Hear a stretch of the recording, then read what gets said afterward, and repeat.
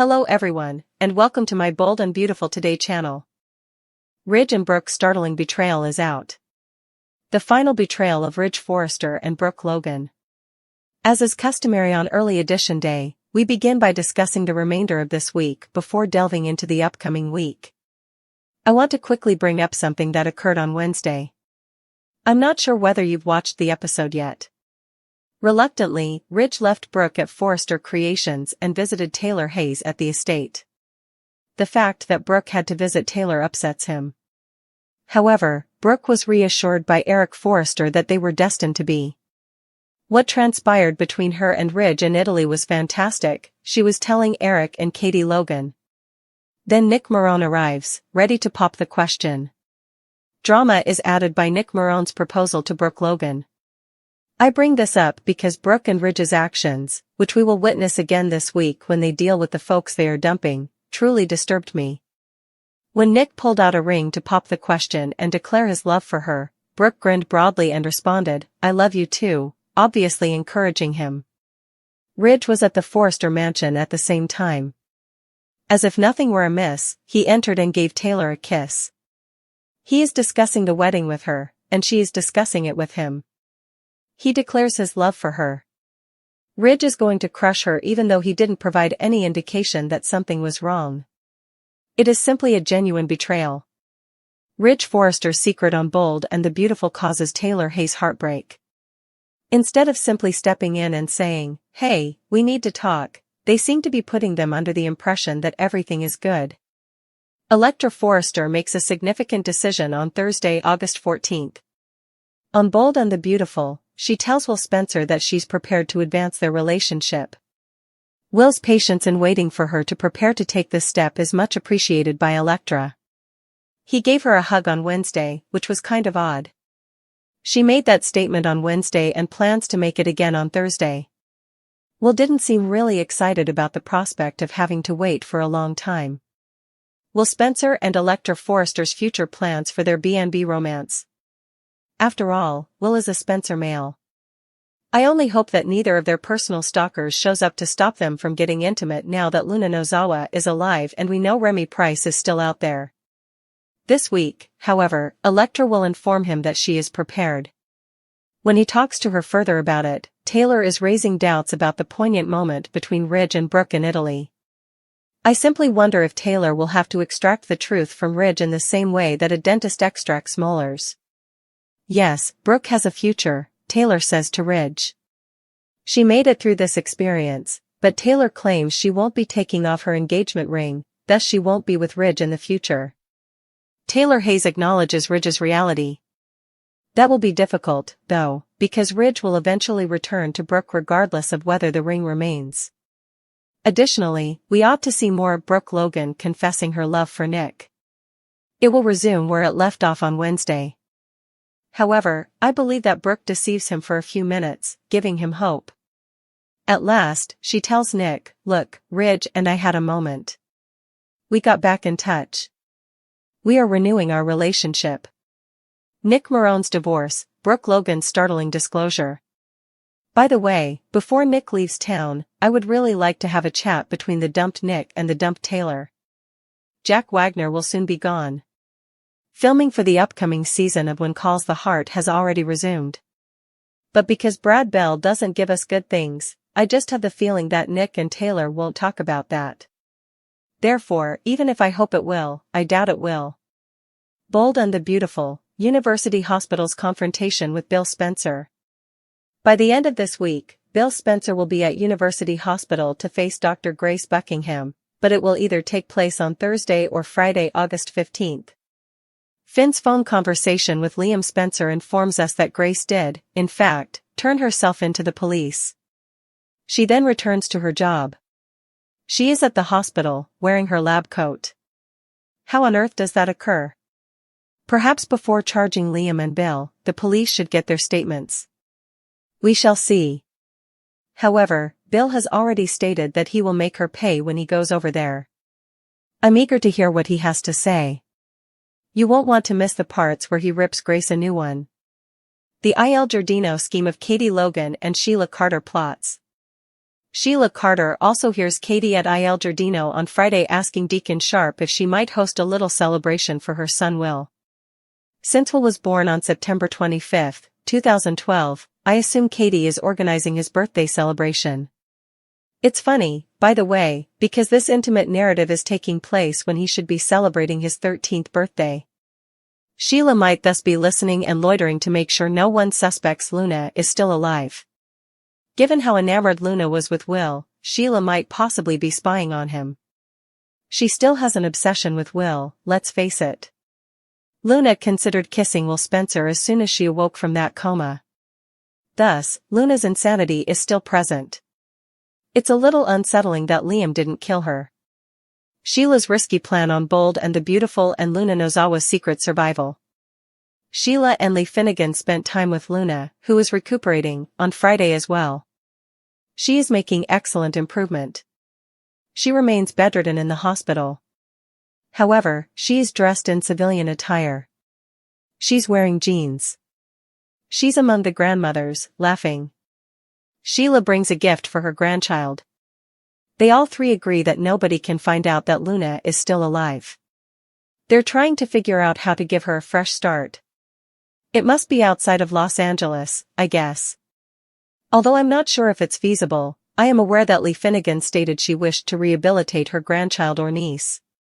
The challenges of Liam Spencer and the return of Ivy Forrester. Liam is attempting to determine his next course of action throughout the week of August 18 to 22. After an argument with Bill Spencer, he quit his employment. However, I am aware that Liam's father wants him to return to Spencer Publications. This has been very devastating for him, you know. He must reconstruct his small environment and determine his next course of action. Ivy Forrester might at last confess her affection for Liam. Hope Logan is engaged, but they have been spending much of their time together lately. Another issue is that Thomas Forrester is returning to Los Angeles. Liam was the greatest guy ever, Ivy recently told Elektra. We are aware that Ivy is desperate to get Liam back. That would imply Ivy will stay, which is something I would enjoy. Complications between Thomas Forrester and Hope Logan. Elektra is prepared to have a sexual encounter with Will. He will be overjoyed. He's been really sympathetic. On the other hand, I don't think Elektra will say okay, and they go right to it. Now that she's replied, okay, I'm willing to wager that Will Spencer may want to get right to it. Hope shares Liam's experience with Carter Walton. Liam's newfound enthusiasm may be used by Daphne Rose, who might be intrigued, to undermine Carter's faith in his engagement. Luna is also concerned about what may happen next. What's concerning, though, is that even as he and Elektra are progressing, Will continues to dominate her thoughts. They are glad she is no longer alive. Simply said, it doesn't seem likely that Will and Elektra's nightmare with Luna is over. Deacon Sharp and Sheila Carter, fresh B&B suspicion. Deacon becomes wary about Sheila. She will be hanging out with Luna and Lee for a considerable amount of time away from Il Giardino. Deacon probably wonders where she is. Hopefully, Deacon won't believe that his 8-toed honey followed Sheila, met a new man, and learned about Luna. Also, if Ridge doesn't step up and take care of business during these 2 weeks, Brooke might grow impatient waiting for him to dump Taylor. Let's see how that turns out. The return of Thomas Forrester and Taylor Hayes' future. Additionally, as you may already be aware, Thomas will return in early September. In early September, Taylor is still in Los Angeles. Her name appears as one of the characters throughout the first few weeks in writings that have been leaked to me. That makes me concerned that Thomas Forrester won't stay and will simply return to help his mother and remove her from Los Angeles. If we merely get a drive-by, that would be awful. Hopefully, Matthew Atkinson will make a more lasting comeback. Brooke is frustrated by Ridge's delay in breaking up. Brooke Logan was annoyed by Ridge Forrester's delay in ending their relationship. This is the outcome of Thursday's B&B program. Just before Katie Logan arrived at Forrester Creations, Brooke updated her about Nick Marone's departure. Brooke stated he was holding on to it till he came back after acknowledging that Nick had shown her an engagement ring. Naturally, there was considerable discussion about Ridge being the man Brooke had always desired. Taylor Hayes acknowledged the pain of Brooke's rescue at the Forrester mansion, but she refused to remove the ring off her finger and reminded Ridge that Brooke's future was with someone else.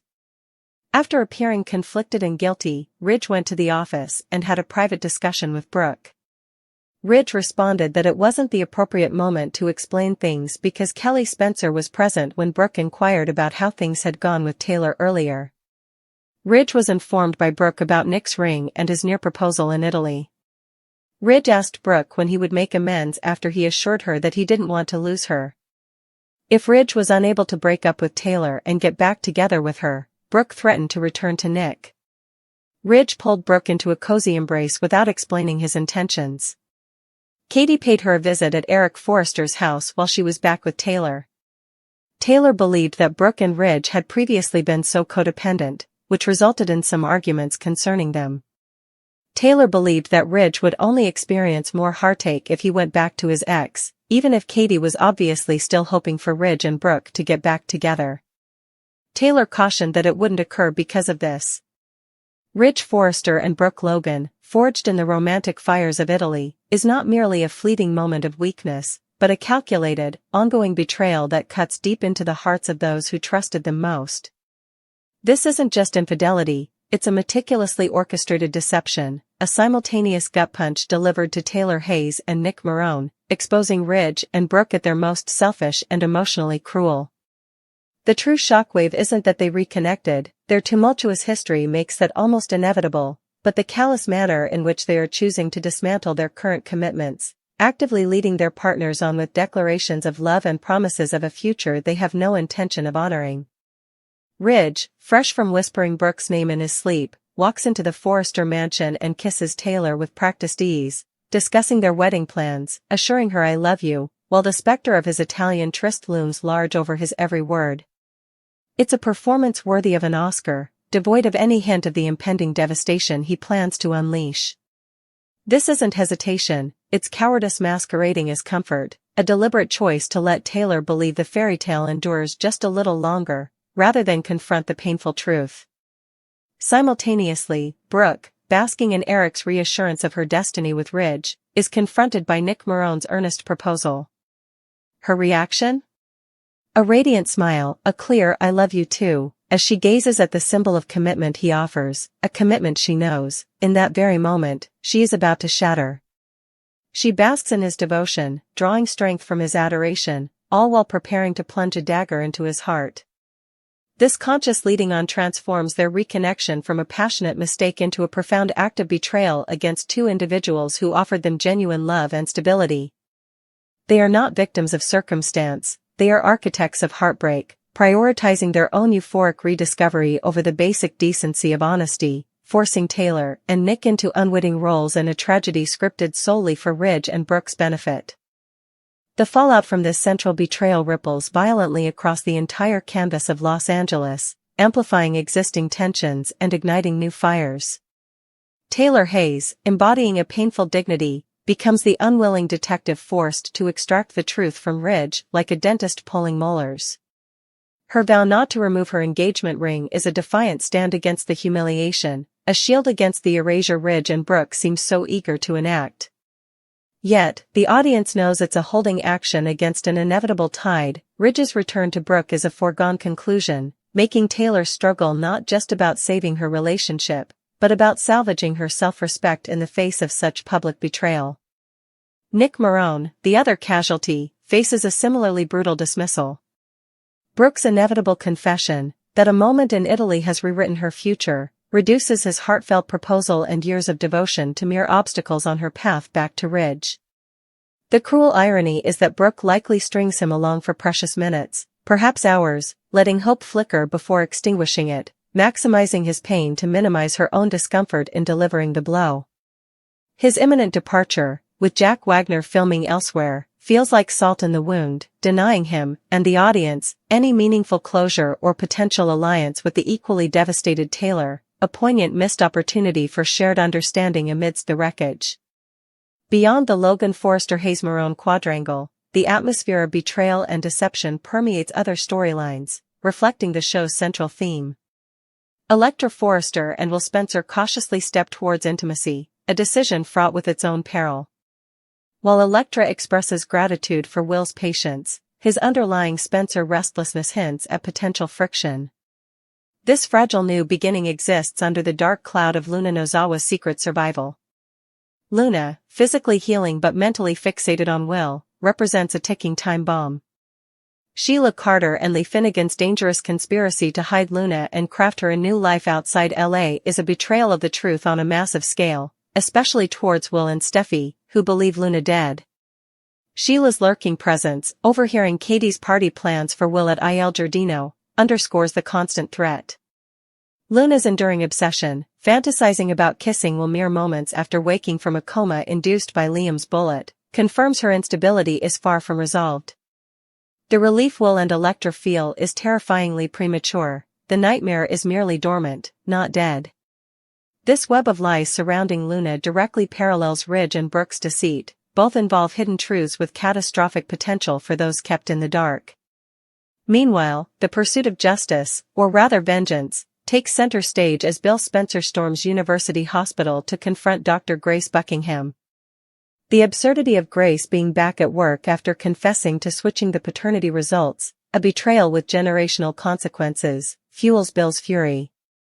His promise to make her pay and rip her a new one signals a brutal confrontation, a raw counterpoint to the emotional betrayals elsewhere.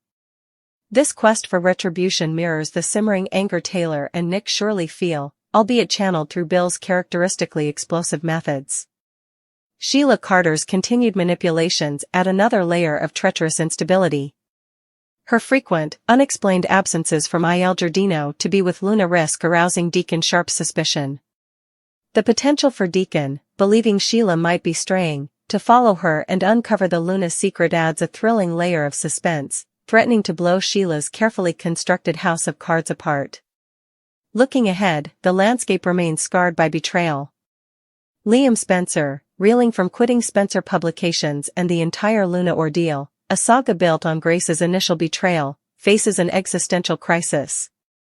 His path forward is murky, potentially intersecting with Ivy Forrester, who nurses her own lingering feelings and sense of past betrayal by the Logan-Forrester dynamics. Her potential declaration of love offers Liam a lifeline, but also risks complicating his tentative closeness with the engaged Hope Logan. Hope herself, confiding in Carter Walton about Liam's trauma, becomes unwittingly entangled. Carter's own engagement to the unseen Daphne Rose feels precarious, especially if Daphne uses Liam's vulnerability to sow seeds of doubt, another potential emotional manipulation brewing. The looming return of Thomas Forrester casts a long shadow, particularly concerning Taylor's future. Script leaks suggesting Taylor remains in LA offer hope for her character's resilience beyond Ridge, but also fear that Thomas might merely be a brief escort for his heartbroken mother out of town, denying viewers a sustained exploration of her aftermath. Ridge and Brooke's betrayal is the toxic catalyst, the poison seeping into the roots of every storyline. Their willingness to deceive and emotionally eviscerate Taylor and Nick reveals a profound selfishness that undermines any notion of their love being truly destined. It's a love built, at this moment, on the wreckage of others' trust. Brooke's potential impatience, waiting for Ridge to finally man up and crush Taylor, highlights the ugly pragmatism beneath their romantic fervor. The shocking core isn't just what they did in Italy, it's the cold, calculated way they are handling the fallout, smiling at rings, discussing weddings, uttering I love you as weapons of mass emotional destruction. This betrayal isn't a stumble, it's a conscious, protracted act of cruelty that redefines their characters and sets the stage for a seismic shift in the fragile ecosystem of the bold and the beautiful, where trust is shattered, loyalties are fractured, and the only certainty is the coming storm of consequences. The true measure of their magical reconnection will be whether it can survive the scorched earth they've created in its wake. I want to quickly bring up something that occurred on Wednesday. I'm not sure whether you've watched the episode yet. Reluctantly, Ridge left Brooke at Forrester Creations and visited Taylor Hayes at the estate. The fact that Brooke had to visit Taylor upsets him. However, Brooke was reassured by Eric Forrester that they were destined to be. What transpired between her and Ridge in Italy was fantastic, she was telling Eric and Katie Logan. Then Nick Marone arrives, ready to pop the question. Drama is added by Nick Marone's proposal to Brooke Logan. I bring this up because Brooke and Ridge's actions, which we will witness again this week when they deal with the folks they are dumping, truly disturbed me. When Nick pulled out a ring to pop the question and declare his love for her, Brooke grinned broadly and responded, "I love you too," obviously encouraging him.